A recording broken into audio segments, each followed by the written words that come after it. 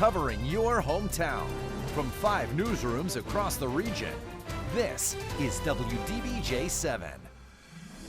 Tonight at 5, Governor Northam is easing restrictions on larger scale event venues. How many people can now gather in our hometowns?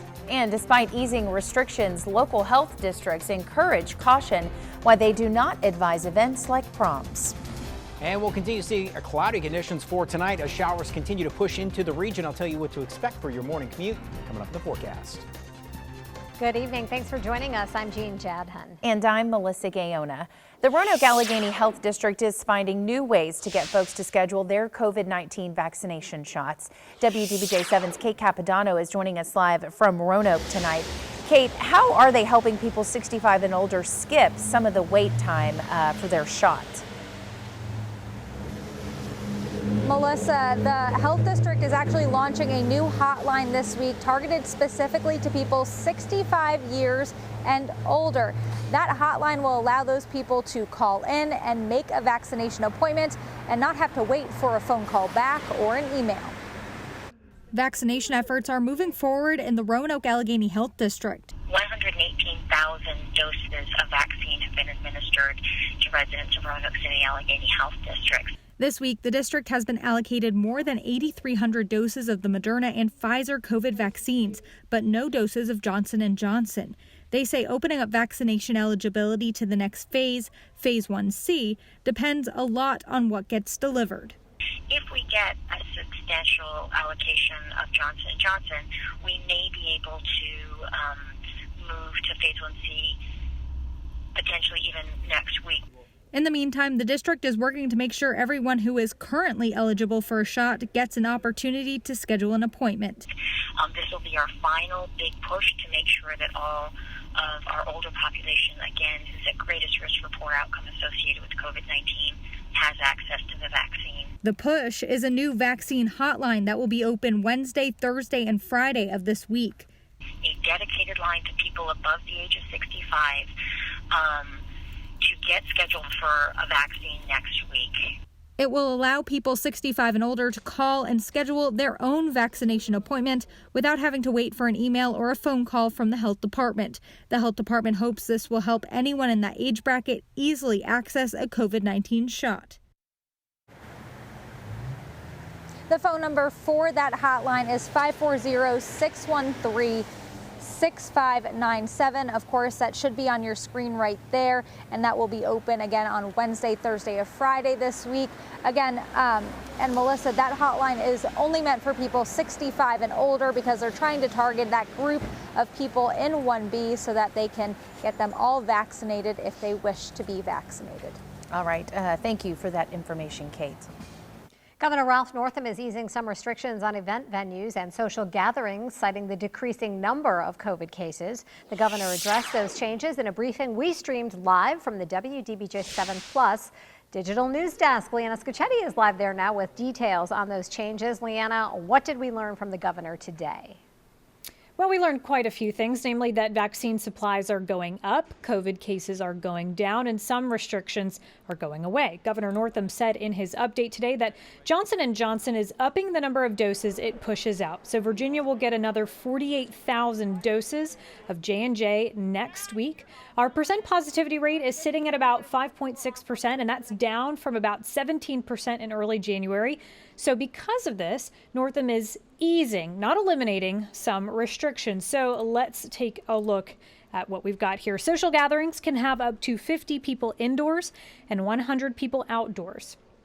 Entertainment venues can have up to 30% of their capacity with a cap of 500 people indoors. Let's take a look at outdoor venues. They can allow up to 30% of capacity with no numerical cap. Recreational sports can allow up to 100 spectators indoors per field and 500 outdoors, again with that 30% capacity limit. And as he said last week, preliminary guidance for graduation also follows the 30% caps with a max of 5,000 people outside and 500 people inside with masks and social distancing. But the governor did remind us today that this is still not a back to normal free-for-all. Remember, if you're attending these events, and I hope that you can, you need to wear a mask and follow other guidelines and safety protocols. To be very clear, we are not simply throwing the doors open, or as Dr. Fauci said this morning, we don't want to just flip a switch. These are measured changes. Northam also mentioned today how the FDA may soon reach a decision on the AstraZeneca vaccine, and he also reiterated today a plea for everyone to get a vaccine as soon as they are able to, Jean.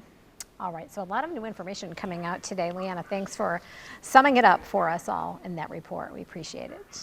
President Biden takes his first trip to Ohio since taking office to sell his COVID relief package.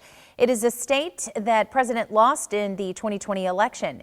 Meanwhile, one of the nation's largest teachers' unions is questioning the Biden administration's move to reduce social distancing from 6 feet to 3 feet in schools.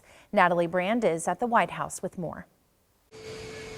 President Biden will visit a cancer and research institute in Columbus, Ohio as part of his Help is Here tour to tout the American Rescue Plan. The trip also comes on the 11th anniversary of the Affordable Care Act becoming law. The White House is currently encouraging Americans who need health insurance to sign up on healthcare.gov. The special enrollment period runs through May 15th. The recently passed COVID relief package includes $122 billion for schools, but the nation's second largest teachers union worries school districts still lack the resources and planning to implement the CDC's latest guidance. How much more change can we do in 1 year? The American Federation of Teachers wrote the Biden administration to express concern about the CDC's new social distancing guidance for schools. It's reduced to 3 feet between most students when they're wearing masks. There are also new questions about the data AstraZeneca released from its COVID-19 vaccine trial in the U.S. The National Institute of Allergy and Infectious Diseases says the company may have included outdated information from that trial, which may have provided an incomplete view of the efficacy data. This is really what you call an unforced error, because the fact is, this is very likely a very good vaccine. AstraZeneca says it will work to provide the most up-to-date information to regulators. The pharmaceutical company is expected to apply for emergency use authorization in the U.S. in coming weeks. Natalie Brand, CBS News, the White House. Turning now to your hometown forecast, here is a live look outside at Hirschberger Road in Roanoke. Just a dreary day out there today. Christian, I guess the question is, it's almost halfway over. What about tomorrow? What's it looking like? Well, I think you're going to continue to see what you're seeing outside right now. Some pretty soggy conditions tonight into much of the morning for tomorrow, with changes maybe coming in late in the day on Wednesday. We do have a wedge setting up across our region. So on that camera, there's a couple of raindrops I noticed. So we continue to see some showers, very light drizzle, mainly across our region, spread into the area. Lots of cloud coverage here across the entire region. Temperatures have been cool because of all this cloud coverage as well. Still seeing many locations in the 50s, couple of 60s here. And notice this wind direction, these northeasterly wind direction at the surface. That is helping bring all of this moisture here off the coast. It's also helping set up a wedge for our area, which means we're going to continue to see clouds increase. Rain chances increase as we head into the evening as well. And it won't allow our temperatures to get too cool overnight. We'll likely be in the 40s across the area here, but you can see lots of cloud coverage. There are some showers popping up on the radar down towards the south. Mainly we have an area of low pressure off the coast, and that's helping bring all this moisture in as well. So we'll continue to see increasing chances of rain. Much of it will likely affect tomorrow morning's commute. We'll talk about that coming up in the forecast here in a few minutes. All right, thank you, Christian. At Washington and Lee University today, several hundred students walked out of classes in protest after the school's Board of Trustees did not take action to change the school's name and remove Robert E. Lee's name. WDBJ7's Bruce Young was there. They gathered with signs and T-shirts and even masks that made clear what they wanted. In my view, WNL has been given a second chance to be on the right side of history. It's a demand, while easily articulated, may not be easily understood. I value the opportunities and I value the people. There are so many great opportunities here. There's great classes. I love my professors. I love the other students. But that doesn't ignore that there are problems as well. And if we don't address that, then we're not truly making this school better. The protesters numbered in the hundreds, a scale that surprised even the organizers, although support is not unanimous. First-year history student Cameron Spivey came to see if he could change a few minds. I expressed my views to some people, and some people didn't want to hear my views out, which is fine. But he's not optimistic that he'll graduate from a Washington and Lee in 3 years. I don't think it'll be the same. And it's unfortunate, in my opinion, that the name is probably going to change. But yeah, I don't expect it to stay the same by 2024. The university issued a statement supporting the students' right to free expression and saying in part, the Board of Trustees continues its detailed review of the university's name and related issues. The trustees' highest priority has been to engage with and listen carefully to the views of every audience associated with W&L. The board isn't planning to meet again until May. Inaction is complacency. Inaction allows for the continuation of abuses until finally someone stands up and says enough. The students would prefer action somewhat quicker than that. In Lexington, Bruce Young, WDBJ-7. Get ready for a summer full of music. Roanoke's Party in Elmwood Park is returning this year. The concert series kicks off Thursday, May 20th, and will run through October 14th. Each concert will take place in Elmwood Park on Thursdays from 5:30 to 8:30. Admission is $5 for adults, and kids 12 and under are free. Organizers say they hope this brings a boost to downtown businesses after a tough year. Of course, anytime we have events downtown, we hope people will come and shop and maybe grab a bite to eat before or after the event, or even, just introducing them to downtown if they're not familiar with the area, in hopes that they'll come back again and support these businesses. For a full schedule of performances, visit downtownroanoke.org. Coming up on WDBJ 7 at 5, the CDC is releasing new guidelines for people who are fully vaccinated, who you can now safely visit. In tonight's Hometown Health, a new study in the UK is trying to determine what happens when different types of vaccines are deliberately mixed up. Researchers hope the results could help relieve global vaccine shortages and protect against variants. Experts say alternating vaccines could even produce better overall protection against emerging variants. With that knowledge, then we can have complete confidence that a number of different vaccines can be rolled out and implemented in a population very quickly, very efficiently, without any concern about inadvertent mixing of the combination. For those who have already had a vaccine, it's unclear just how long the protection lasts. If we all do need a booster, the results of this trial may help show whether we'd be better off switching up vaccines next time around. The CDC is easing its guidelines for those who are fully vaccinated. They say fully vaccinated people can visit people who have not received the vaccine without restrictions, but they suggest the visits be limited to one unvaccinated household at a time. The CDC advises people to still wear a mask if the unvaccinated family or friend is older, pregnant, or at an increased risk of severe illness.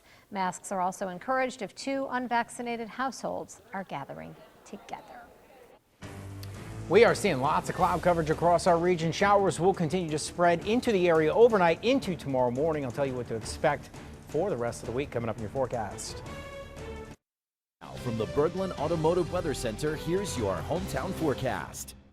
Good Tuesday evening. We continue to see lots of clouds across our region here in some locations, especially at higher elevations. You kind of see there's a couple drops here on the camera, top Poor Mountain. So higher elevations already seeing some showers. I did step outside here and we are getting some sprinkles. So depending on where you live at those higher elevations, you might be seeing some light drizzle across the region, and that will continue as we head through pretty much the rest of tonight into tomorrow, with some showers maybe kicking up for some locations out towards the east as we head into the overnight hours. We're going to talk about that coming up. 50s across the majority of our region, a couple of 60s here out towards the east for today. So we're going to stay in this very cloudy atmosphere here because of our setup as we head into tonight, into tomorrow, and through much of tomorrow as well, until things change maybe late in the day on Wednesday. But overall, I'm continuing to expect lots of clouds, mist, drizzle, areas of patchy fog as well in the early morning hours, with temperatures in the 40s across our entire region here. Basically, we're trapped in between two systems here.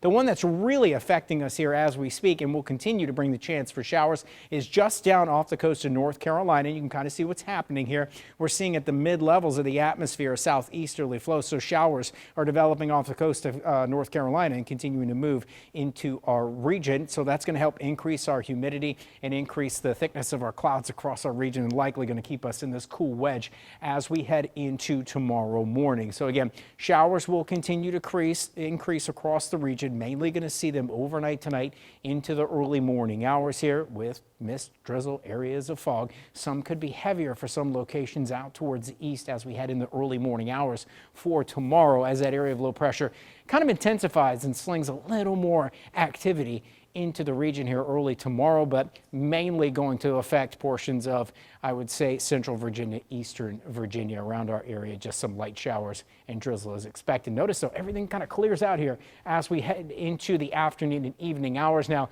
if clouds hold quite a bit and that wedge doesn't break down, it could be cooler here for some folks east of the Blue Ridge as we head in the afternoon tomorrow. So many locations do look to be in the 60s. Some 50s will be possible again for tomorrow. And then we start to see that pattern shift. We're likely to see another system here come out of the Gulf of Mexico. It does bring some more rain chances, but what it does is it puts us in this southwesterly flow for a number of days. You're going to see our temperatures go well up into the 70s in many locations here as we head towards the end of the week into the weekend. Rain chances do return here. Maybe our best chance could be late Thursday into Thursday night. Again, we'll keep an eye on that. Not a lot of rain is expected with this, but again, this forecast could change here as we step closer towards the weekend. As you can see, cool today, temperatures start to climb here. Cool tomorrow, excuse me. Temperatures continue to climb Thursday, Friday. We'll have some dry conditions for Saturday. Another system coming in late Sunday, and that will cool us back down into our seasonable conditions here as we head into Monday. I'm looking ahead to the weekend, as I always seem to do. Smart. But look at Saturday. Yeah. 74 and sunny. Good time to. Might even be warmer, too. Oh, wow. Yeah. Good time to get some spring stuff done around the yard. Just too early to plant, though. Too early to plant. But. Yeah, I would say that, but I don't know. Maybe just enjoy the weather. Maybe not work. Outside and enjoy. Do something fun Okay, outside. Christian, I like your thinking. I do, too. Thanks, Christian. All right, there'll be no spring football game for Tech next month. Plus, the Hokies women try to extend their season tonight against Baylor. Sports is coming up next. Now at the Toyota Sports Desk, here's WDBJ7's Travis Wells. Despite the fact that Governor Northam renewed the 1,000-person limit for sports venues this afternoon, Virginia Tech has opted not to have a spring football game next month. Under the new 30% guidelines, around 20,000 people would have been able to attend in Blacksburg. Athletic Director Whit Babcock cited the health and well-being of the local community and added that he hopes Lane Stadium will return to full capacity in the fall. The decision was made in consultation with university officials and was based on state and local health guidelines. The Tech women's basketball team is less than 2 hours away from tipping things off against Baylor in the second round of the NCAA tournament. And Hokies head coach Kenny Brooks knows that rebounding will go a long way in deciding who takes a trip to the Sweet 16. Understand that we can't just turn and try to be more athletic than them when the shot goes up. We have to really concentrate on boxing our person out and make sure that we understand that's a part of their game. It's almost like a part of their offense. You know, the ball goes up, everybody go get it. And, you know, we understand that. We know, we talked about it today in practice. We understand that they're extremely physical and they're gonna shoot it and they're gonna go get it. And we have to make sure we keep them away from the boards. And it's going to have to be a team effort. That's your look at sports. Here's a quick check on the day's stocks.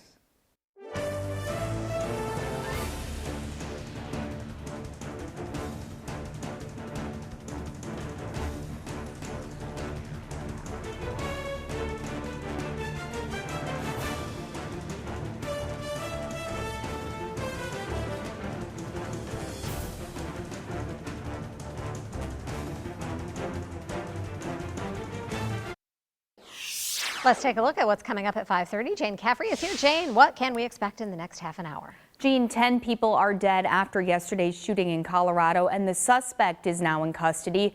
What charges he is facing and how the Boulder community is responding, we will break it all down coming up next. Yeah, just a really awful situation there. Jane, we'll see you in a few minutes.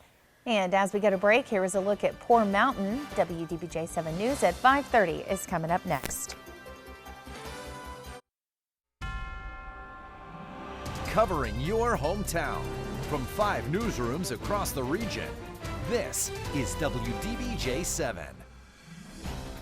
Tonight at 5:30, 10 people are dead after a shooting in Colorado. What the community is now calling for. And gas prices continue to climb. How much you might have to pay by Memorial Day. Good evening. I'm Logan Sherrill. And I'm Jane Caffrey. Thank you for joining us. Let's kick it off here at 5:30 with your weather rundown. Let's go outside high above the Roanoke Valley. Take a look at clouds. Poor Mountain. Christian Johansson. See a whole lot up there, huh? Yeah, in tonight for Brent Watts. Christian, good to see you, man. I feel like we haven't been really working the same schedule here recently. Good to have you, but whew, you have been busy today. Yeah, it's been pretty active here. We'll continue to see lots of cloud coverage, and what I'm expecting are more showers to spread in as well. I did step outside. There are some locations. Some folks are seeing some drizzle, so the sidewalks are a little wet, roads are a little wet in some locations, and we're likely in many areas going to continue to see that as we head into the overnight hours and into tomorrow morning's commute. It's kept us cool here as well. We do have 50s and a handful of 60s here out towards the east. Lynchburg and Danville coming in just at 60 and above that here. Overall, lots of cloud coverage, and as you can see, some showers are continuing to move in from North Carolina. So basically, we have a very interesting setup. We're trapped between two systems. We have a cold front out here, and this thing's spinning off the coast, and this is mainly influencing our pattern right now. So we'll continue to see all this moisture pull through North Carolina and into our region as we head into tonight and into the overnight hours, and as we head into tomorrow morning as well, before things calm down likely by tomorrow afternoon. So I'm expecting temperatures they will drop, but not too quickly here. And we're going to see rain chances increase in many locations, especially as we head into overnight tonight into tomorrow morning. We're not talking about a lot of rain, but it's going to be one of those where it's just consistently kind of misting and drizzle, and it might make for a slower commute tomorrow morning. So plan to give yourself a little extra time heading out the door earlier tomorrow morning. We have more rain chances in the forecast. We'll get to that coming up. A suspect is in custody for allegedly shooting and killing 10 people yesterday at a grocery store in Boulder, Colorado. Witnesses described sheer terror inside the store, some scrambling to find places to hide as others escaped from any exit they could find. Jonathan Vigliotti reports from Boulder, Colorado. Denny Strong, 20 years old. Nevin Studinsky, 23. Authorities in Colorado read the names of the victims in Monday's mass shooting at a supermarket in Boulder, promising justice for their families. I feel numb. And it's heartbreaking. It's heartbreaking to talk to victims, their families. It's tragic. The 21-year-old suspected shooter, identified as Ahmed Alissa, has been charged with 10 counts of first-degree murder. Police say he used an AR-15 rifle to gun down multiple people, including 51-year-old officer Eric Talley, a father of 7 who joined the Boulder Police Department in 2010. He's a very kind man, and he didn't have to go into policing. He had a profession before this, but he felt a higher calling, and he was willing to die to protect others. Inside the store, Ryan Borowski says no one knew what was going on. Heard, one loud bang, thought somebody just dropped something, an employee or something, and then another. And then by the third one, everybody was running. President Biden called on Congress to act following the grocery store shooting and the spa shootings in the Atlanta area just 6 days ago. I don't need to wait another minute, let alone an hour, to take common sense steps that will save the lives in the future. Monday's attack was the 7th mass killing in the U.S. this year. Investigators have not established a motive, but are looking into whether the suspect was suffering from some type of mental illness at the time.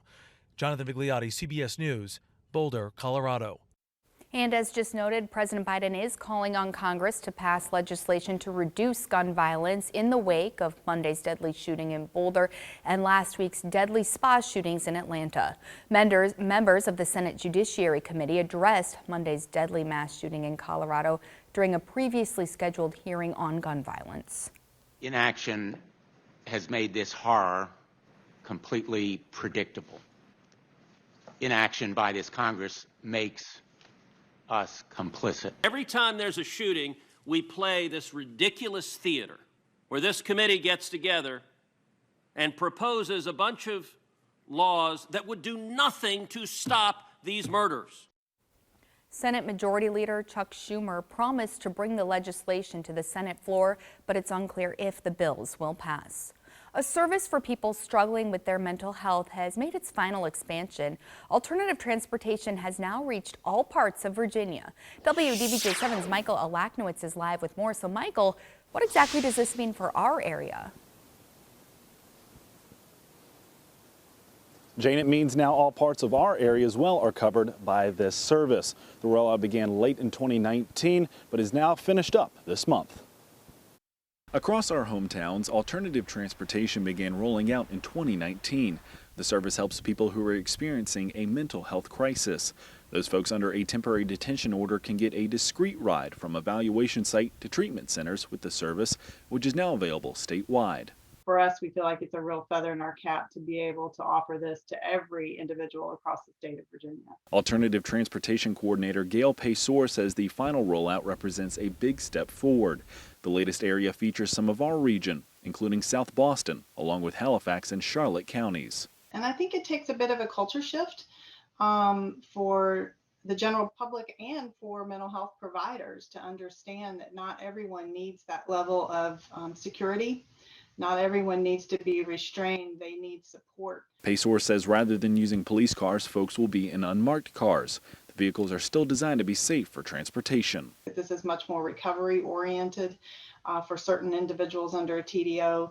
We feel like it is something that can get them on that road to recovery perhaps a little more quickly. The final rollout began this month. At this point, the program looks to increase the number of transports it gives. They say it's just a matter of people getting comfortable with the program and using it more from there.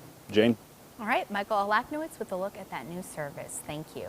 Christiansburg residents have a second chance to participate in a utility debt relief program. The town is bringing it back for another round. The program is for customers with water and wastewater accounts that have been past due for more than 30 days.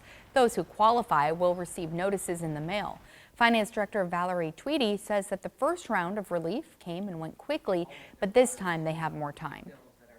And hopefully, because there is a greater period of time, we'll be able to get a better response. So I think it's really important that we be able to provide relief to those people who have really suffered economic downfall from COVID-19.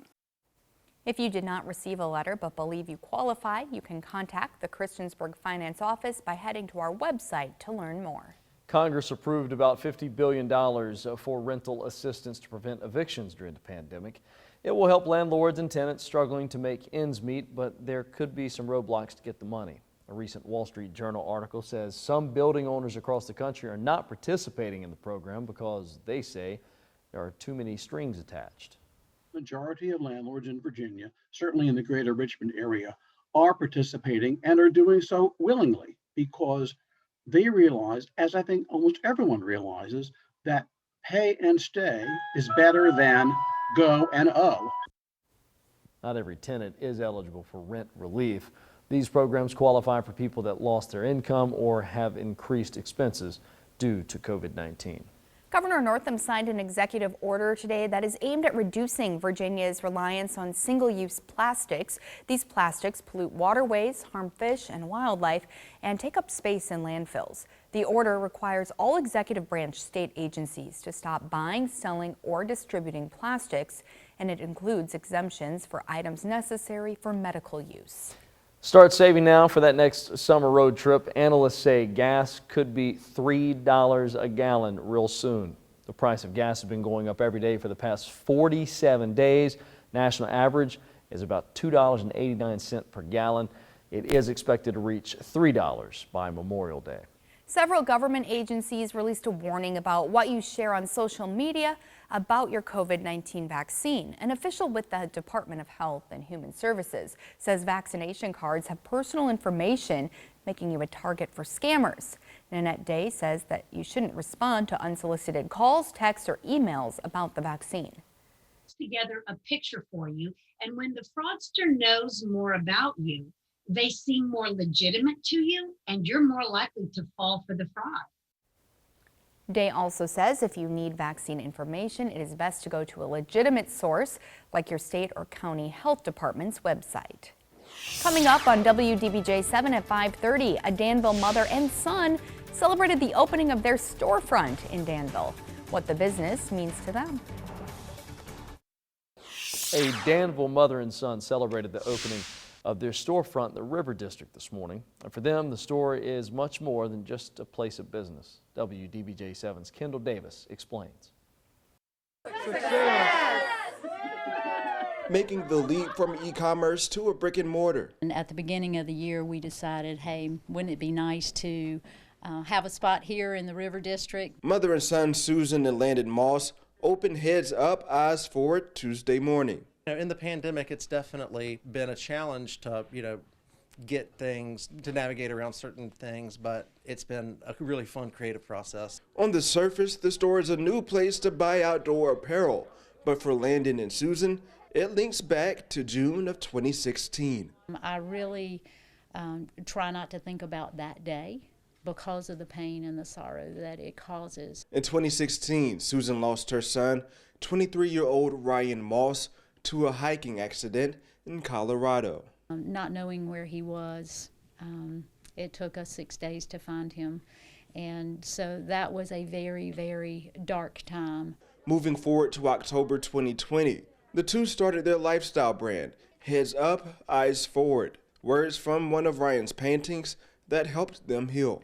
We know that there's two options when it comes to really tough loss, and that's either to go down the path of sorrow and it's just never being able to find joy, and that's a very common path. But we want to offer, encouragement and hope that there is another way. And now it's immersing themselves in Ryan's passion. They too can continue their healing. In Danville, Kendall Davis, WDBJ 7. We are seeing lots of clouds across our region. We are looking for showers, some areas of fog and drizzle overnight into tomorrow morning. I'll tell you what to expect coming up in the forecast. That's next. From the Berglund Automotive Weather Center, here's your hometown forecast. Hi there. Good Tuesday evening. We are seeing light showers, drizzle spread across our region here, and that's going to continue as we head into tonight, likely through the overnight hours and into tomorrow. Now, some folks might get some heavier rain, but some locations are mainly just going to continue to see this light rain and drizzle. You can see it pretty clearly there on the camera at Virginia Tech in Blacksburg. So overall, we continue to see our temperatures in the 50s. And a handful of 60s here for Lynchburg and Danville. And we're likely going to see these temperatures drop, but it's going to be a slow process here across our region, probably down into the mid to upper 40s in many locations. Clouds will remain. Areas of fog are going to develop overnight. We'll likely see mist and drizzle in some locations and also some showers in some areas here, especially out towards the east. So we have a pretty complicated setup. One big system out here. Not really going to see much rain from this. There's a little activity down to our south, but that's mainly going to move into North Carolina. What we're watching is this area of low pressure off the coast. This is spinning off the coast and intensifying and bringing a lot of activity here from off the coast of North Carolina and streaming it right into our region. And that's why we're seeing showers really start to spread across the area. And we'll continue to see that happen likely as we head through the rest of tonight into tomorrow morning. You might even see, as this thing intensifies a little bit in the early morning hours, some heavier showers possible for locations out towards the east here. You'll see that on the model shortly. So again, as we step through the evening, we'll continue to see very light showers across the area, some mist and drizzle and fog continuing to build in as we head into tonight into the overnight hours, and especially as those temperatures drop across the region. And then we'll start to see a little more activity. Notice out east of the Blue Ridge here, some yellows kind of building in, maybe some oranges here coming in shortly.